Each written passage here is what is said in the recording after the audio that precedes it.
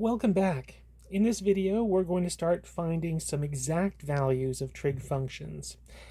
We'd like to first begin by finding the exact value of sine of 3 pi over 2. And 3 pi over 2, if you were to convert that into degrees, you'd see that that would be 270 degrees, which, if we were to draw that, would end up right here on the negative side of the y-axis. So there's our 270 degrees, or rather our 3 pi over 2. Now, one thing that's kind of nice about the unit circle definition is that for multiples of 90 degrees, we know exactly the point on the unit circle. For 3 pi over 2, the point on the unit circle would be the point 0, negative 1. And since sine of 3 pi over 2 should just be the y-coordinate at that point, then sine of 3 pi over 2 is negative 1. And I can do the same thing with the second problem, looking for cosine of 90 degrees. I can say to myself, well, I know that 90 degrees would end up on the positive side of the y-axis. And for a unit circle, that means the point for the 90 degrees that I'd be interested in would be the point 0, 1. And since cosine is the x-coordinate, then for cosine of 90 degrees, it should be equal to 0. So let's do some more examples, and this time notice I say here that we're going to be finding the values if they're defined, and that's because remember, for 4 of our trig functions, they are undefined when x is 0 or y is 0, depending on which function we're talking about. So for each of these, we'll first start by drawing our angle. So here we're looking for 90 degrees. I draw my unit circle. I think about where is the point that we would have for 90 degrees, and that would be the point 0, 1. And since sine of 90 degrees should be the y-coordinate, then sine of 90 degrees should be equal to 1. I could do the same sort of thing for tangent of negative 90. So negative means I'm traveling in a clockwise direction, going clockwise 90 degrees. And so if we're thinking about where are we on our unit circle there, that would be the point 0, negative 1. And now I just have to ask myself, how do I find tangent? And I remember that tangent is always defined as y over x. And here y over x would be negative 1 divided by 0. And of course, divided by 0 means that's undefined. So tangent of negative 90 degrees is undefined. So this is our first example of an undefined trig function. For negative 90, tangent will be undefined, and the reason it's undefined is because at that point the x-coordinate is 0, and since tangent is y divided by x, then when the x-coordinate is 0, too bad for us, tangent is undefined. Okay, let's do another one, secant of pi. So, of course, we know pi in terms of degrees would be 180 degrees. So first I'm going to draw pi radians. So that'll take me over to the negative side of the x-axis. And so if we're thinking about on the unit circle, that point would be the point negative 1, 0. I know that secant is the reciprocal of cosine. Cosine would be the x-coordinate, so I know cosine of pi should be negative 1, and since secant is the reciprocal of cosine, then secant should be the reciprocal of negative 1, which also turns out to be just equal to negative 1. So there we go. We've drawn out our angle, and then we used cosine to find the value for secant. So secant of pi is negative 1. Let's do one last one here. We've got cotangent of 3 pi over 2. So first thing I'll do, of course, is draw my angle. And if you're remembering from the previous slide, 3 pi over 2 is 270 degrees. So that means we're ending up here on the negative side of the y-axis. And that means we're ending up at the point 0, negative 1.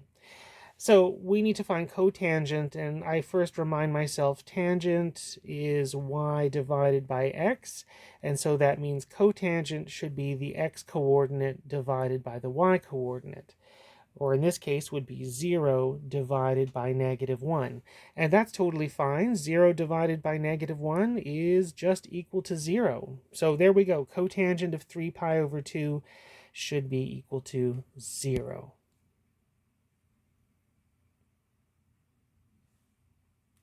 Now, there's a couple of other things that we can get out of our unit circle definition, and one of them is the domain and range of sine and cosine. So if we're thinking about the fact that the value for the sine function is the y coordinate on our unit circle, then one thing we know is on our unit circle, it's kind of obvious, there always is a y value no matter which angle we're talking about. So as we make our way around the unit circle, no matter what angle we have, we always have a y value. So the domain is all real numbers because you can put whatever angle in you'd like and you will always have a y value. Also, this is telling us the range of our sine function. Since sine is the y value on our unit circle, the y value, the biggest one on our unit circle, is 1, and the smallest y value on our unit circle is -1. So the value for sine only is going to be between -1 and 1, and that's it. And we can make similar sorts of statements about cosine. No matter what angle you feel like picking, there is always an x coordinate on the unit circle, so that means you will always be able to find a value for cosine. So cosine is defined for whatever angle we'd like. And since cosine is the x value on our unit circle, and the x values go between -1 and 1, then that means the range for cosine should be between -1 and 1. One other thing, and this is sort of foreshadowing for Chapter 8, when we start talking about graphs of our trig functions, we can already kind of imagine our trig graph for sine and for cosine. If you're thinking about the sine function, as we make our way going from 0 degrees to 90 to 180 to 270 to 360, the y values are going from 0 to 1 to 0 to -1 to 0. So we can imagine our graph should be going from 0 to 1 to 0 to -1 to back to 0 again. So we can actually figure out, based on our unit circle definition, what a graph of sine might look like. And similarly for cosine, since cosine is the x values, and they go from 1 to 0 to -1 to 0 to back to 1, we can imagine the graph of cosine going from 1 to 0 to -1 to back to 0 to back to 1. But again, that's just foreshadowing for Chapter 8, where we're going to talk about graphs of sine and cosine in detail. Depending on what quadrant we're in, we'll have some of our trig functions being positive and some of them being negative. And this is all really a consequence of x and y being positive or negative in each of those quadrants. So for example, in quadrant 1, you know that x happens to be positive and y happens to be positive for any angle that we have in this quadrant. And since we have all of our trig functions defined in terms of x's and y's and r's, and since everybody is positive, then all of our trig functions would happen to be positive in quadrant 1. In quadrant 2, the reason why sine is the positive trig function is because if you're in quadrant 2, your x value is going to be negative and your y value is going to be positive. And of course, for all of these, no matter what quadrant you're in, r is always positive because r is a length. So if you're thinking about your 6 trig functions, sine is y divided by r. It'll be a positive thing divided by a positive thing, so sine will be positive. And of course, so will cosecant be positive, since they're reciprocals of each other. But the other 4 trig functions all involve x, which happens to be negative. So cosine, x over r, will be negative. Secant, r over x, will be negative.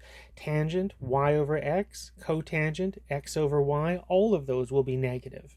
And you can make similar sorts of reasonings as to why tangent is the one that's positive in quadrant 3, along with cotangent, and why cosine, along with secant, happens to be the positive trig function in quadrant 4. There's a couple of ways that people try to remember who is positive in which quadrant.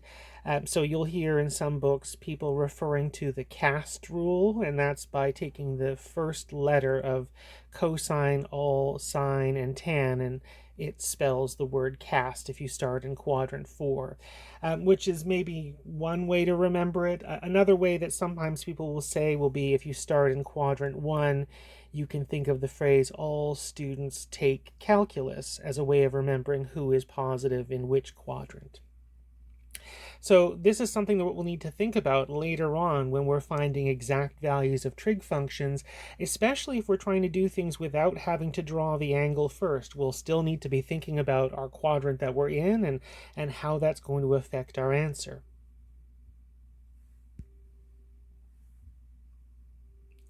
So let's do one here. We've got an angle that's in quadrant 3, and we know tangent has a value of 12/5, and we want to find secant. Now, I could do this, of course, the way that I've done it before, by first drawing my angle in standard position, and then drawing my terminal side and putting a point on that terminal side and finding my value for r and all the rest. I could do it that way, but I kind of want to do it a slightly different way because I see one thing here, which is we have tangent and we're looking for secant. And I know that I have the Pythagorean identity that relates tangent to secant, so I feel like that might be a good way for me to do my work here. So I'll start off by saying I know that tangent squared plus 1 is equal to secant squared. And I know what tangent is, that's 12/5.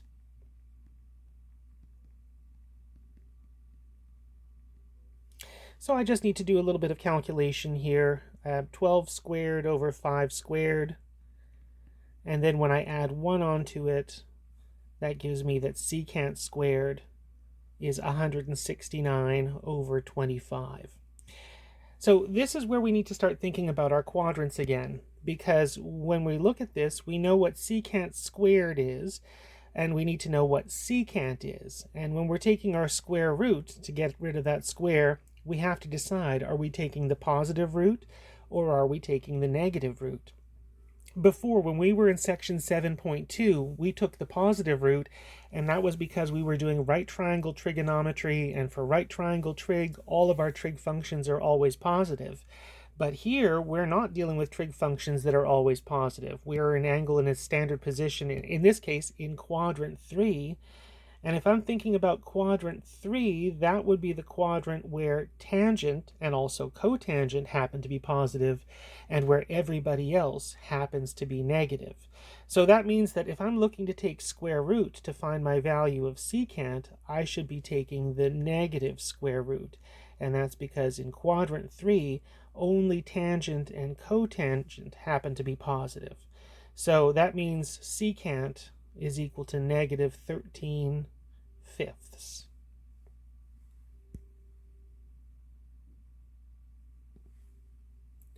All right, let's do one more example here of this. Here I've got things written slightly in a different way. So instead of saying explicitly what quadrant I'm in, I'm describing what quadrant I'm in by saying where the angle theta is. I'm saying it's between 3 pi over 2, which is 270 degrees, and 2 pi, which is 360 degrees. And of course, 270 degrees is down at the bottom of the y-axis, and 360 degrees is at the positive x-axis. So my angle here is in quadrant 4. So whatever the angle is I'm looking for, it's in quadrant 4. And I have the value for cosine, and I'm looking for the value for sine. And I feel like, again, I'm going to use a Pythagorean identity because there's a relationship between cosine and sine. You could, again, always draw your angle in standard position and use the definition of cosine being x over r and then find the value for y and do the usual.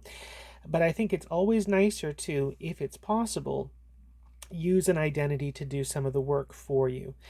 So cosine is 2/3, so cosine squared is 2/3 squared, or 4/9. And so I find that sine squared is 1 minus 4/9, which is 5/9. And now we're in the same place as before, where we want to find the value for sine, and we need to decide whether to take the positive root or the negative root. And that's where we remind ourselves that we were in quadrant 4, and in quadrant 4, it's cosine and also secant who happen to be positive, and everybody else happens to be negative. So that means that in quadrant 4, sine should be negative, which means I should be taking the negative root of 5/9. So I find that sine of theta should be negative root 5 over 3.